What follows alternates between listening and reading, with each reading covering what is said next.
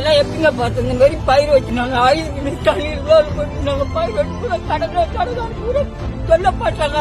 இன்னைக்கு அறுவடைக்காரங்க நெல் அறுவடைக்காரங்க சின்னாக்கா காஞ்சி விதி காட்டு எங்க விதியா கட்டி எங்களுக்கு முதல்ல எங்களுக்கு விஷயம் வேணும். எங்களுக்கு நெல் போட்டாகணும். ஒண்ணு இன்னைக்கு தான் தெரிஞ்சாகணும். இல்லையா நாங்க போக மாட்டேங்க. வணக்கம் அண்ணே. நீங்க பச்சை சட்டை பச்சை துண்டெல்லாம் கட்டிட்டு வந்து விவசாயம் வேணான்றீங்க.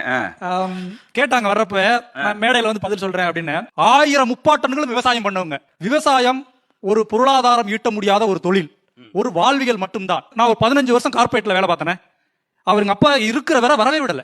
அவர் இறந்துட்டாரு. அதுக்கப்புறம் தான் நான் வந்து நிலங்கள் எல்லாம் மீட்டெடுக்கணுன்றதுக்காக நான் இப்ப விவசாயம் பண்ணிக்கிட்டு இருக்கேன். விவசாயம் பண்ற நானே சொல்றேன் விவசாயம் வேணான்னு. அப்பா வந்து வாழ்வின் இறுதி வரை விவசாயம் பண்ணினாரு. அதனால மலடாயிரக்கூடாதுன்றதுக்காகவே நிறைய விவசாயிகள் இன்று விவசாயம் பண்ணிட்டு இருக்காங்க. நிலத்தை மலடாயிரக்கூடாது அப்படின்னு. சரி, இப்ப நீங்க கார்பரேட்ல வேலை பார்த்ததுக்கும் விவசாய நிலத்துல வேலை பார்க்கறதுக்கும் நிறைய வேறுபாடு இருக்கு. அந்த வருமானத்தை இந்த துறையில பெற முடியுதா? விவசாய துறையில இழந்ததான் நிறைய மிச்சம். அதனாலதான் இங்க வந்து உட்கார்ந்துருக்கேன் வேணான்ட்டு. மிக வழியோட உட்கார்ந்துருக்கேன். எல்லா விவசாயிகளுக்கும் அந்த வழிகள் இருக்கு, வெளியில சொல்றது இல்ல. நீங்க கார்பரேட்ல வேலை செய்யும் போது மாசம் எத்தனை லட்சம் வாங்குனீங்க? விவசாயத்துறைக்கு வருகிற போது மாசம் எவ்வளவு 1000 சம்பளம் உங்களுக்கு கிடைச்சது வருமானம்? நான் கார்பரேட்ல வேலை பார்க்கறப்ப மாசம் வந்து ஒரு 75,000 ரூபாய் வாங்கினேன். இப்ப ஒரு 1.5 வருஷமா எங்க அப்பா இருந்ததுக்கு அப்புறம் விவசாயம் பண்றேன். இன்னும் 1 ரூபாய் கூட எடுக்க முடியல. என்னால 1 ரூபாய் கூட எடுக்க முடியல. இழந்ததான் மிச்சம். நான் சொல்றேன். எவ்வளவு செலவு பண்ணிருப்பீங்க? இதுவரை நிலங்களை சீரமைக்க விவசாயம் பண்ண எல்லாமே சேர்த்து ஒரு 3-4 லட்சம் ரூபாய் செலவு பண்ணிருப்பேன். ஒரே ஒண்ணு சொல்றேன்னா, ஒரு மிகப்பெரிய வழி. நான் இதை சோசியல் மீடியாவிலையும் போட்டுட்டு இருக்கேன். இந்த 100 நாள் வேலை இருக்கு இல்லையா, அதை ஏன் விவசாய நேரத்துல வைக்கிறாங்க?